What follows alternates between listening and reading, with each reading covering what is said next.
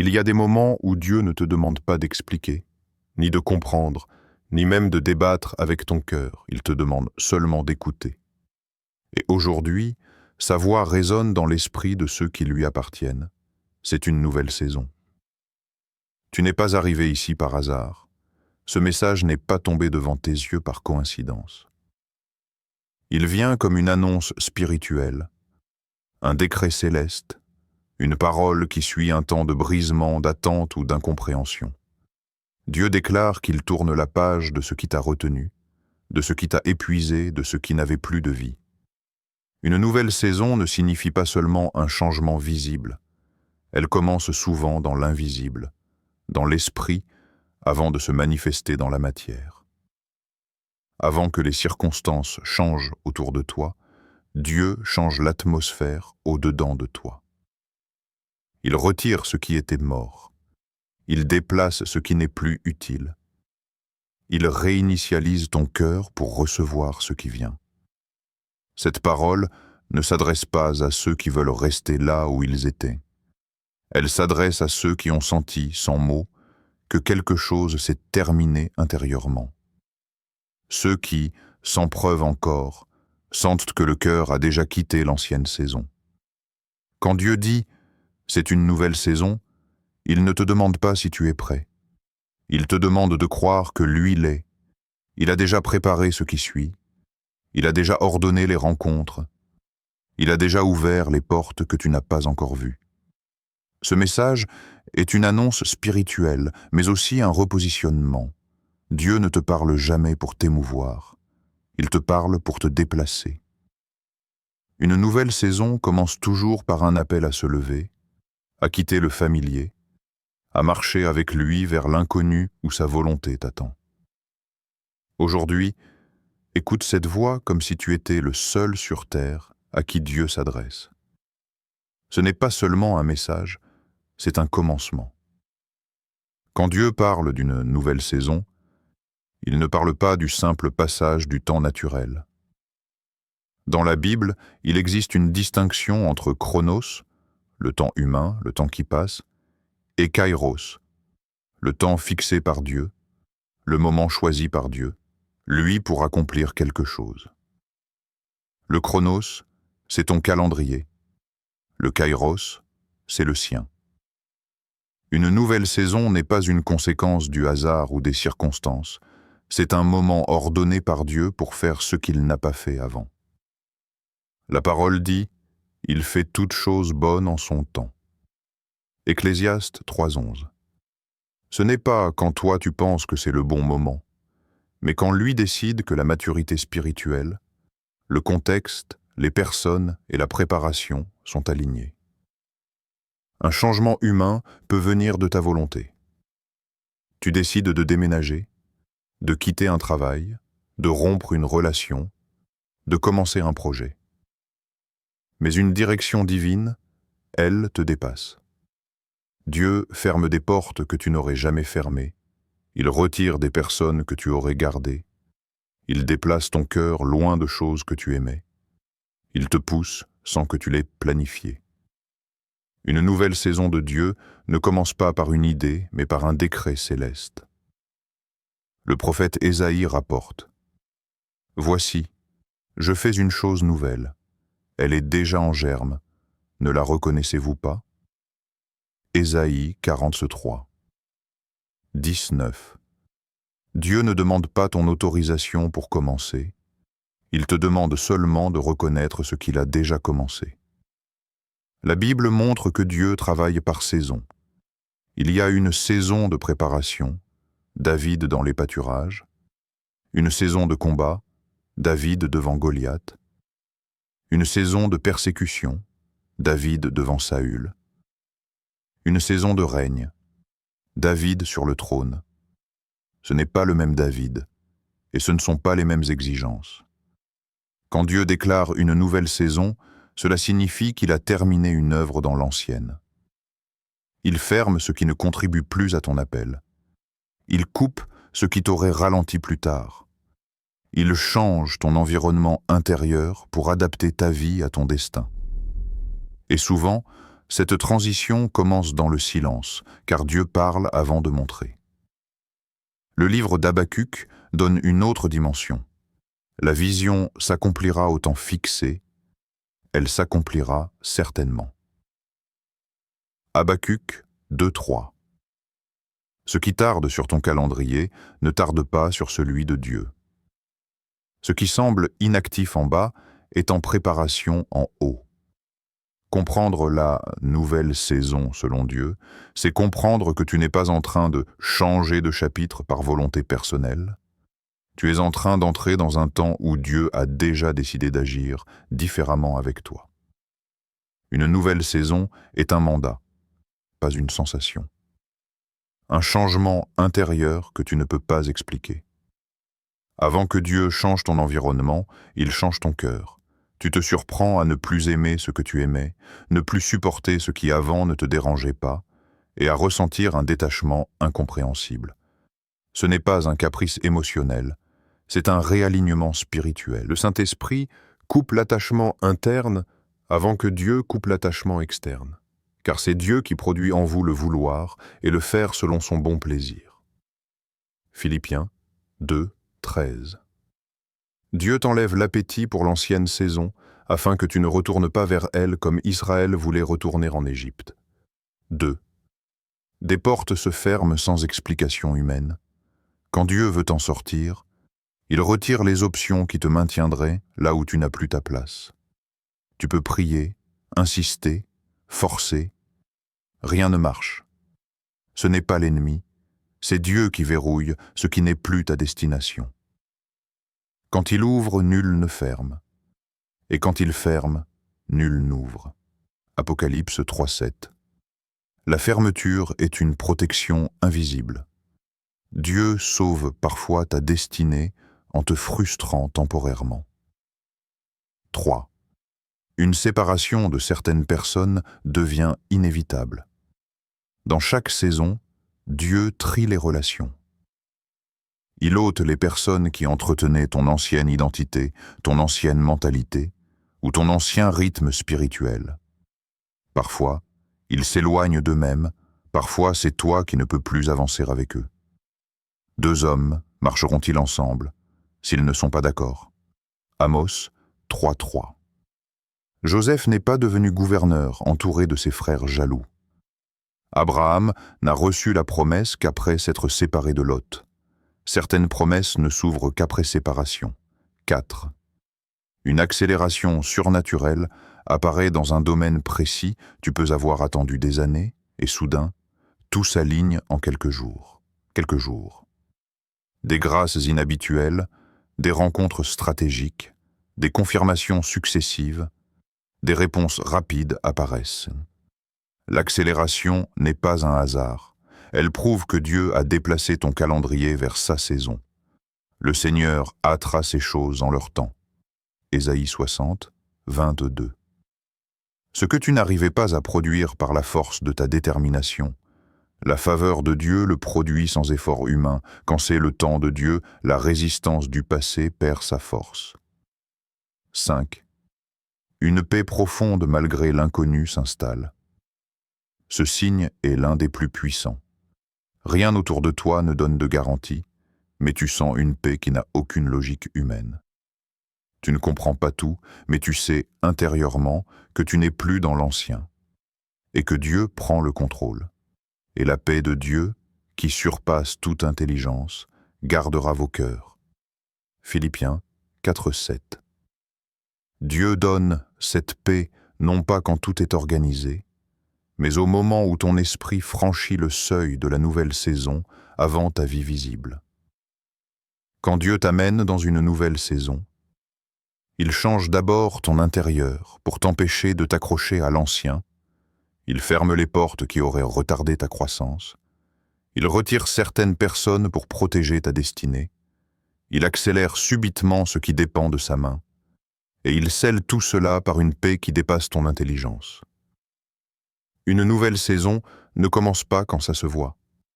Elle commence quand Dieu le décrète et te prépare en silence. Dieu n'ouvre jamais une nouvelle saison sans raison. Il ne fait pas tourner les pages de ta vie pour te divertir, t'occuper ou te donner une impression de nouveauté. Chaque changement de saison dans ta vie répond à une intention divine précise. 1. Dieu change de saison pour te protéger. Parfois, tu ne vois pas encore le piège, mais Dieu le voit. Alors, il ferme une porte avant le danger, il retire quelqu'un avant la trahison, il t'arrache d'un lieu avant la destruction. Ce qui te semblait une perte était en réalité un sauvetage. Tu es mon refuge et ma forteresse. Psaume 91, 2. Dieu t'arrache d'une saison avant que cette saison ne t'arrache à lui. 2. Dieu change de saison pour te préparer. Dieu ne t'envoie jamais dans une promesse avec un cœur non préparé. Il sépare, façonne, brise, purifie, pour que tu ne fasses pas échouer toi-même ce que tu attends de lui. La préparation est souvent invisible, douloureuse, mais stratégique. Il t'a humilié, il t'a fait avoir faim. Pour t'apprendre. Deutéronome 8.3. Dieu forme l'homme avant de le placer. 3. Dieu change de saison pour te repositionner. Tu ne peux pas recevoir certaines choses tant que tu es au mauvais endroit, spirituellement, relationnellement ou géographiquement. Dieu te déplace pour t'aligner à son plan. Une nouvelle saison est souvent un repositionnement. Nouvelle responsabilité, nouveau cercle, nouvelle mission. Abraham ne reçut la promesse qu'après avoir quitté son territoire. Genèse 12. Le repositionnement est souvent incompris, mais indispensable. 4. Dieu change de saison pour accomplir des promesses faites longtemps avant. Il existe des paroles, des prophéties, des prières que Dieu n'oublie pas. Une nouvelle saison est parfois simplement l'heure de Dieu pour ce qu'il avait déjà promis. Ce n'est pas un nouveau plan, c'est un plan ancien qui atteint son heure. La vision s'accomplira au temps fixé. Ce que Dieu a dit ne meurt pas. Elle s'accomplira, il attend sa saison. Habacuc 5. Dieu change de saison pour produire une maturité spirituelle. Dieu ne veut pas seulement te bénir. Il veut te faire grandir. Chaque saison t'apprend une facette de lui et une facette de toi que tu ne connaissais pas. La souffrance a enseigné à Joseph ce que la gloire n'aurait jamais enseigné. Avant d'entrer dans ta destinée, Dieu développe ton caractère pour qu'il puisse la porter. Afin que vous soyez parfaits et accomplis. Jacques 1,4. Sans maturation, la bénédiction devient une malédiction. Dieu change ta saison parce qu'il voit plus loin que toi. Il te protège de ce que tu ignores. Il te prépare pour ce que tu demandes. Il te repositionne pour ce qui t'attend. Il accomplit ce qu'il avait juré. Il te forme pour que tu ne perdes pas ce qu'il va te donner. Ce n'est pas un caprice spirituel, c'est une stratégie divine. Quand Dieu t'annonce une nouvelle saison, ce n'est pas seulement une information, c'est une instruction. Dieu ne change pas ta saison pendant que toi tu continues à fonctionner avec la mentalité de l'ancienne. Il attend une réponse de ta part. Obéir même sans comprendre. La nouvelle saison commence toujours par une obéissance qui n'a pas encore d'explication.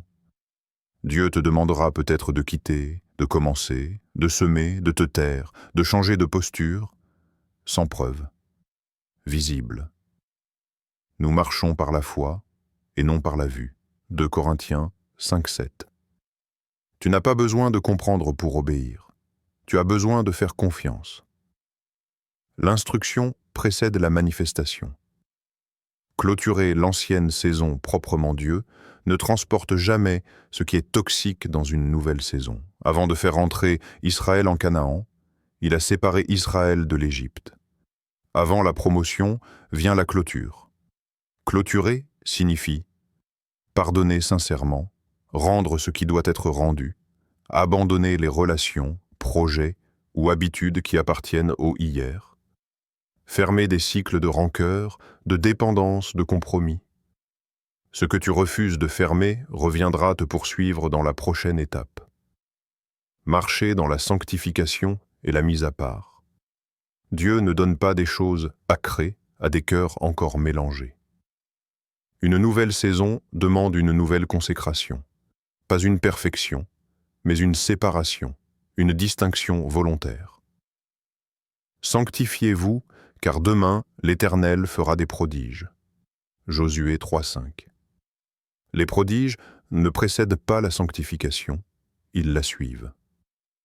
Dépendre activement du Saint-Esprit.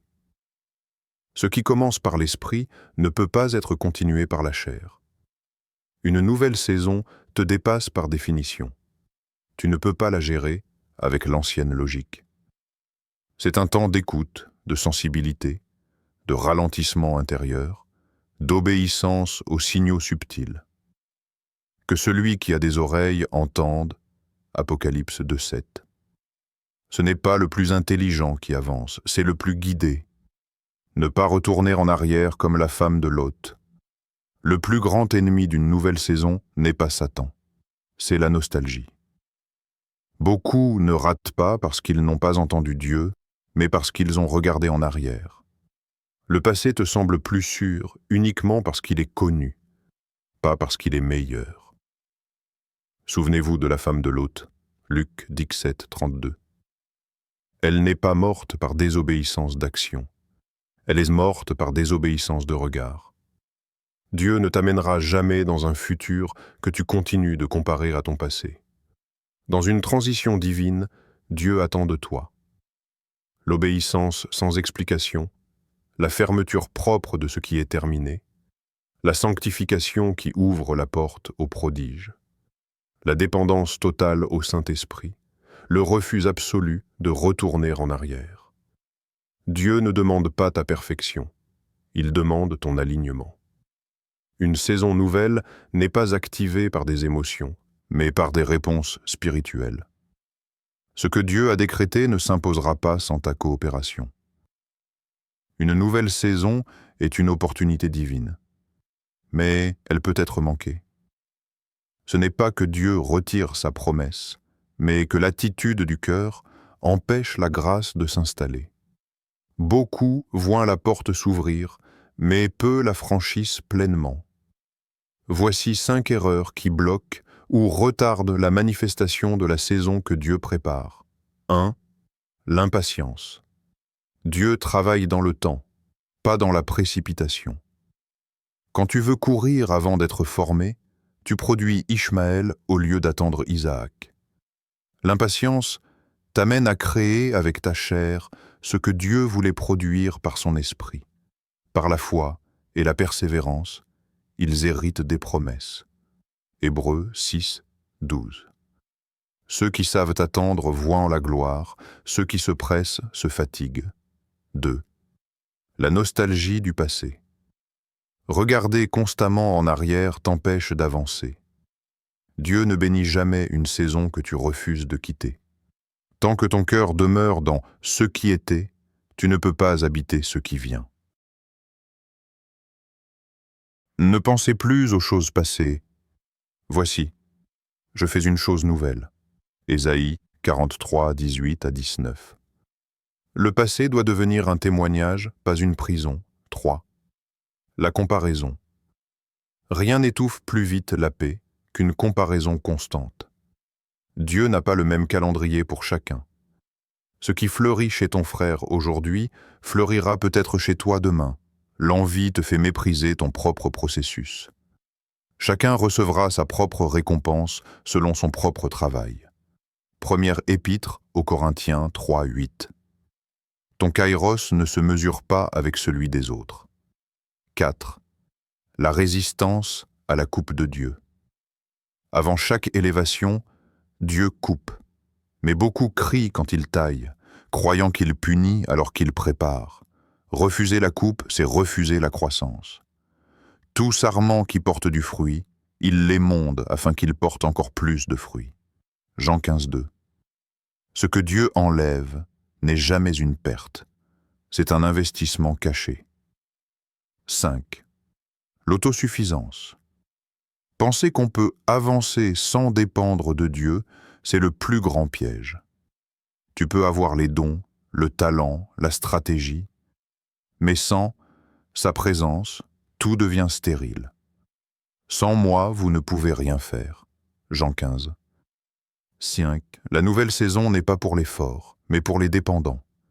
Dieu ouvre des saisons, mais c'est à toi de les garder vivantes. L'impatience te fait sortir trop tôt. La nostalgie te ramène en arrière. La comparaison te distrait, la résistance te bloque, et l'autosuffisance t'isole de la source. Reste humble, patient, et centré sur sa voie, et tu verras la promesse mûrir en son temps. Entrer dans une nouvelle saison n'est pas suffisant. Il faut savoir y marcher correctement pour ne pas retomber dans les schémas qui ont détruit l'ancienne.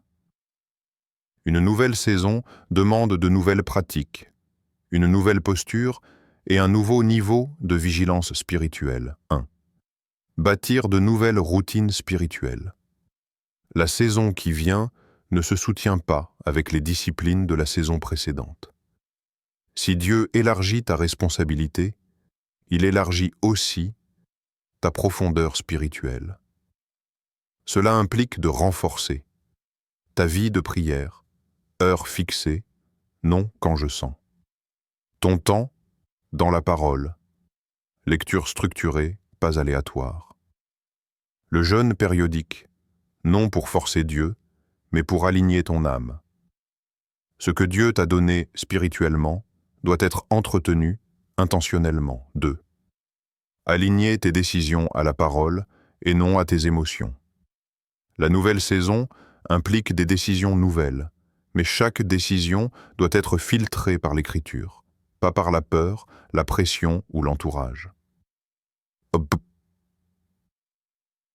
Ta parole est une lampe à mes pieds. Psaume 110, 905. Tu ne peux pas marcher dans une saison spirituelle avec une logique charnelle. Chaque choix, relationnel, financier, professionnel, ministériel, doit être aligné à ce que Dieu dit et non à ce que tu ressens. 3. Rester fidèle dans les petites choses. Beaucoup veulent une élévation visible, mais méprisent les petites obéissances cachées. Or, Dieu teste toujours par le petit avant de confier le grand. Celui qui est fidèle dans les petites choses l'est aussi dans les grandes. Luc 16:10. Ce que tu fais dans le secret aujourd'hui détermine ce que Dieu te confiera en public demain. 4. Discerner et protéger ce que Dieu te confie. Une nouvelle saison vient avec de nouveaux dépôts. Une idée, une instruction, une connexion, une mission, un appel, et parfois même une personne destinée. Tout ce qui naît spirituellement doit être protégé, car ce que Dieu plante, l'ennemi essaiera toujours de le voler au début. Protéger signifie ne pas tout dire trop tôt, fermer l'accès aux personnes toxiques ou incrédules, mettre des frontières à ta vie intérieure, garder l'intimité avec Dieu comme priorité absolue. Ne donnez pas les choses saintes aux chiens. Matthieu 7, 6. Tout ce qui est précieux doit être gardé. Bien marcher dans une nouvelle saison, c'est élever ton niveau spirituel, décider selon la parole et non selon l'émotion, être fidèle dans l'invisible, protéger ce que Dieu est en train de construire. Ce n'est pas l'entrée dans une saison qui garantit la victoire, mais la manière dont tu te comportes à l'intérieur. Dieu te donne la saison, mais c'est ta posture qui en détermine les fruits. Je déclare au nom de Jésus-Christ que cette parole n'est pas un concept, mais un décret spirituel sur ta vie. Tu entres dans une nouvelle saison. Tout ce qui appartenait à hier perd maintenant l'autorité sur ton présent. Les chaînes invisibles tombent, les retards se brisent, les cycles se ferment, et l'atmosphère de ta vie change dès maintenant par la puissance de Dieu. Déclare à haute voix avec foi, « Seigneur, je reçois ta parole. Je déclare que l'ancienne saison est terminée. Je ne regarderai plus en arrière. Je me sépare de tout ce que tu n'as pas ordonné. Je marche par la foi et non par la vue. Que ta volonté s'accomplisse dans ma vie. Je proclame que tu ouvres ce que personne ne peut fermer. Tu me repositionnes selon ton plan. Tu accélères ce que tu as promis. Je protège ce que tu me confies. Je reste fidèle, humble et aligné. Je déclare que cette nouvelle saison sera marquée par ta paix, ta faveur et ton accompagnement. Je ne manquerai pas le temps fixé. Ce que tu as commencé, tu l'achèveras. Père, au nom de Jésus, scelle cette parole dans l'esprit de celui qui prie. Que toute opposition spirituelle soit réduite au silence. Que les portes ordonnées par toi s'ouvrent, que les bonnes connexions apparaissent, que la force d'obéir soit donnée, et que cette nouvelle saison soit un témoignage vivant de ta fidélité. Amen.